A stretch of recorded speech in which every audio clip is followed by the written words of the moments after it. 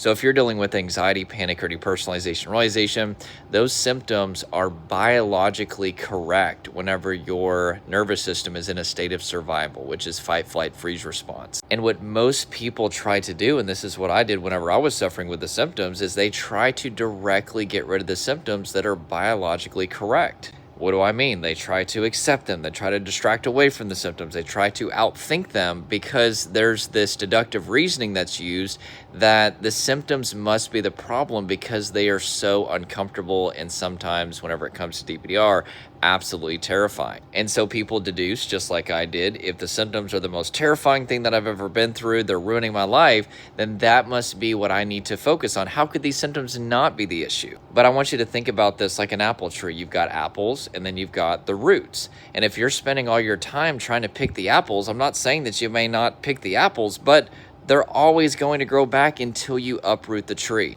And that's why getting the right neuroscience of what's happening is really, really paramount for recovery. What's happening is you're experiencing sensory data that is similar to painful things from your past. It's confusing your nervous system and making it think that there's a threat in the present, and your body and nervous system are simply responding appropriately as if there's danger. And so with the understanding that that is the root problem, then we need to have a solution that is congruent to the root issue. And if the root problem is that your body and nervous system are preparing for a threat that never comes, then we need to be focusing on things that show your brain, body, nervous system that you are safe. Studies have found that there are 5 primary things that communicate safety to the brain, body, and nervous system. The first is self-regulation. This is directly releasing the tension, adrenaline, and emotion from the body. This is what I do with every single client, and this was a fundamental part of my recovery. The second thing that we do to communicate safety is something called co-regulation. This is the understanding that people heal people. In fact, up to 45% of your healing, of downregulating your nervous system, is going to come